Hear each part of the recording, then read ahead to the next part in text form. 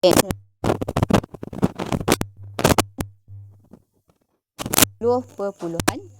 yang terakhir. Sel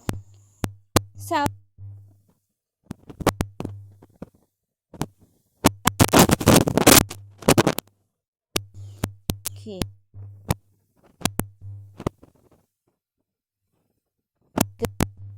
Dan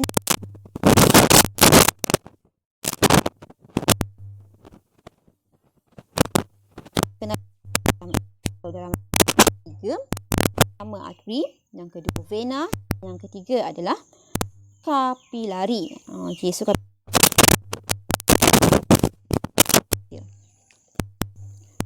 seterusnya sebenarnya bawa darah keluar dari jantung, bermakna bawa darah dan ianya perlu diangkut dengan cepat, beroksigen kanan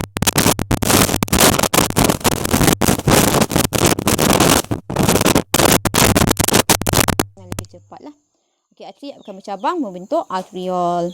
Okey, ini adalah gambaran arteri, struktur arteri. So kat sini dinding dia tebal supaya dia tidak akan pecah kerana tekanan darah yang tinggi. So dinding dia tebal dan kenyal.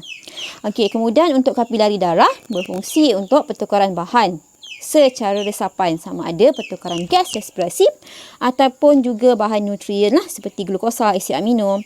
Okey, kapilari darah sangat nipis, sel darah yang paling nipis dan hanya setebal satu sel lah supaya proses pertukaran bahan tadi boleh berlaku dengan lebih cepat berbanding dua salur darah yang lain. Okey, kemudian kita akan tengok vena pula. Vena sebenarnya hasil cantuman venul, berfungsi untuk membawa darah ke jantung. Bermaksud darah yang diangkut di dalam vena adalah darah terdioksigen. Dan vena yang utama adalah vena cava, membawa darah terdioksigen ke jantung. So, kita akan nampak bila darah ni tanpa oksigen ataupun terdioksigen, tekanan dia rendah. So, kita tengok gambar dia. Adakah dindingnya tebal seperti arteri? Okey, so kita perhatikan. Okey, vena mempunyai dinding yang nipis tetapi mempunyai lumen yang besar. Lumen tu maksudnya laluan seolah macam terowong lah. Bagaimana darah tu boleh lalu. Okey, so seterusnya kita bandingkan di antara arteri, vena dan kapilari dari segi dinding.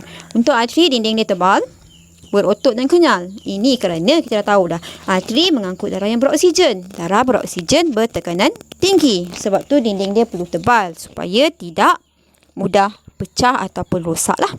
Vena pula dinding dia nipis kerana mengangkut darah yang terdioksigen tanpa oksigen. So tekanan dia kurang berbanding vena tadi, berbanding arteri tadi. Okey, kemudian untuk, dan kita perhatikan lumen dia besar lah berbanding arteri untuk vena. Tapi untuk kapilari ni menghubungkan di antara arteri dan vena. Dinding ni sangat nipis, setebal satu sel, tidak berotot dan tidak kenyal. Okey, so tapi lumen dia kecil lah. Kat sini yang paling kecil. Memudahkan pertukaran bahan secara resapan di antara kapilari dan sel. Okey, so kita tengok perbandingan dari segi lumen. Okey, untuk arteri lumen dia kecil sebab dinding dia tebal. Kemudian untuk vena lumen dia besar sebab dinding dia nipis dan juga kapilari sangat kecil lah. Injap untuk arteri dia tak ada injap kecuali dia cuma ada injap sabit di pangkat aorta. Tapi untuk vena dia mempunyai injap supaya arah pengaliran darah adalah sahala. Maksudnya darah yang terdioksigen tidak akan berpatah balik. Okey. So dari segi tekanan darah, untuk arteri tinggi, vena sangat rendah dan kapilari rendah. Arah aliran darah arteri dari jantung ke seluruh badan, manakala vena dari seluruh badan ke jantung. Sebab tu dia darah terdioksigen, sebab darah diangkut dari seluruh badan ke jantung. Oksigen telah digunakan. Dan manakala kapilari menghubungkan arteri dan vena.